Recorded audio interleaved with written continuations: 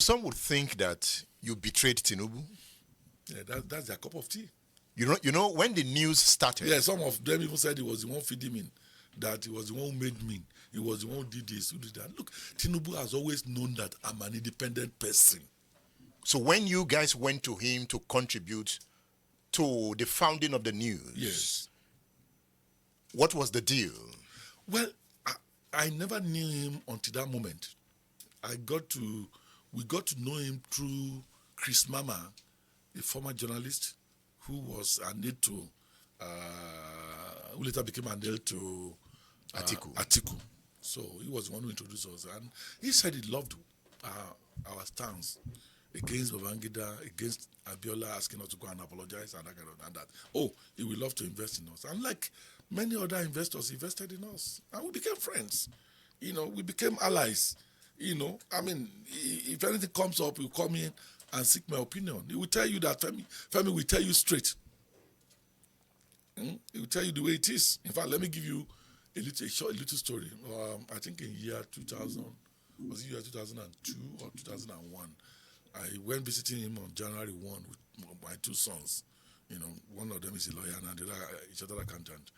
And we just walked in there and he came down and one of the boys just shot his hand to shake him and said, is that the way you are going to greet me? I'm the governor of Lagos State.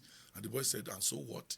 You want to knock my head on the ground because you are governor? He said that to him? He was 5, yes. I said, I'm a Babaini. That's his father's son. That kind of. Just to tell you the way he perceives me. He knows that I'm not a catawalla. I'm not somebody that koto to people. I will tell you if you are doing well. I will tell you if you are not doing well. I will tell you what you don't like to hear. I just put out a story in Leaders and Their Men, where when after he won, the security shows a sobriquet of what is it called now? Superman. For him, there's a code they use for leaders when they're guarding you. So when they're talking about you, others will not know they're talking about you. So they give him Superman. And I went to him and I said, no, you can't be a Superman. I said, there is a way it's going to affect your psyche when they begin to see you as Superman. I said, we have to choose something else, because only God is a Superman. You told him that? I told him that, how old was I then? And, and what did he accept your advice? Oh, yes. He said, okay, Femi, what do you want them to come? I said, let's speak Igbo. And he accepted. Eagle. So, but now he's a lion. Well, I don't know. It's not a lion. If I had moved from the lion of Bodilum. Let me give you another example. Okay. I don't know whether you want me to say it, but I think I will say it. For the sake of those who were calling me betrayer or that kind of, this guy, just guys who have no sense of history. He called me one day and said I should come to Ikoyi, and I went to him. I said, congratulations to me. I said, what is that? He said he has been called by Yaradua to come and be his finance minister under the government of unity. I said, finance minister under Yaradua, you are AC or ACN, you want to go. Are you not a student of history in this country? Do you not see what happened to Bola again?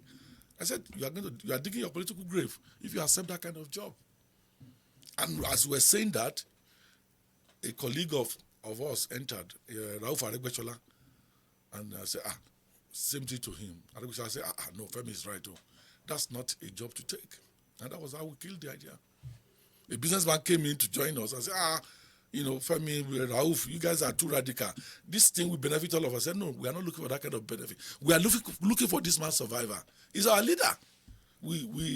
Our dream for him is bigger than going to be a minister in the Yaradua's government. 9 months down the line, they will arrest him and try him, and they will finish him off the way they did to Uncle Bola. So your dream for him at that time was what? Yeah, it was, that we wanted a leader. We all came around him, supplying him with ideas, helping him with his vision and everything. And, I admire him for, accepting our advice in those days. It seems both of you have come a long way. We have. So we cannot. We cannot quarrel. It's not about quarrel. It's about at a point in time, our vision. Taking different routes. That's all. It's not a personal thing. I'm just coming in from Lagos. I went to attend the wedding of my Onanuga's daughter. Ononuga is the chief media person to Tinubu now. And that's your man. And that's my man. I was best man at his wedding. So people were seeing and they were saying, we never knew you were going to be here. Yeah, thank you for coming. I said, what do you think? You think we were boxing each other? Almost on every page it's here. Yeah, Bayo Ononuga. Yeah, so it's not personal. Nothing about that is personal. For me, loyalty to friendship, it's on a lesser scale to loyalty to country.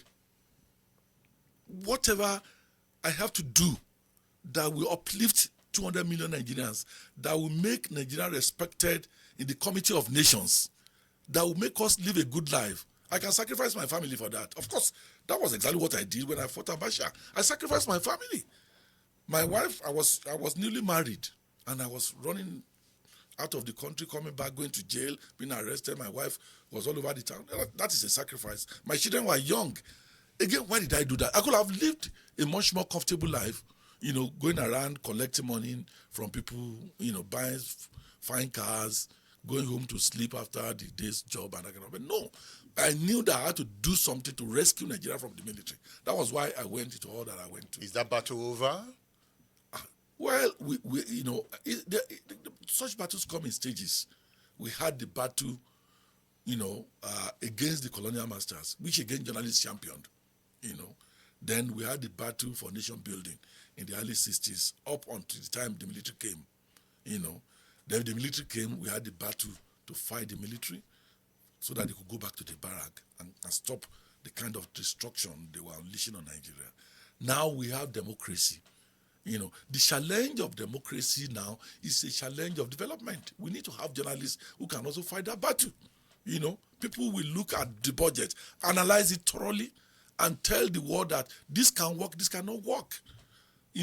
What kind of economic option are we choosing that make people very poor today, that make people not being able to buy their medication, that make more people are getting homeless, more people are going hungry, people are giving birth to children, and their father and mother cannot afford baby formula. A good baby formula in the market now is about 30,000 naira. And the baby will eat it for 3 days. And if you put a man on 60,000 naira minimum wage, and that 60 naira is just barely enough to feed a baby for 6 days. So how realistic is that? Now, coming here, living in Lagos, I had to buy fuel of 100,000, 110,000 naira to fill my car. 2 years ago, I'll feed that car with 16,000 naira. So for me now, $1 million naira is just equivalent to 100,000 naira now. So these problems have to be solved, and it's an agenda we have to put before journalists in Nigeria.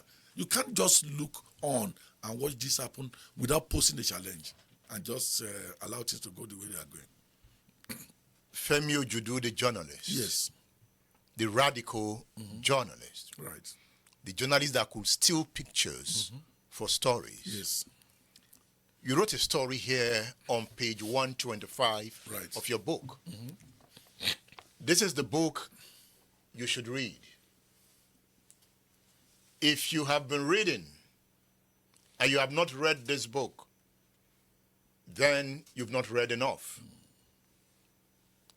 Femi Ojudu's book, The Adventures of a Guerrilla Journalist, is a classic already.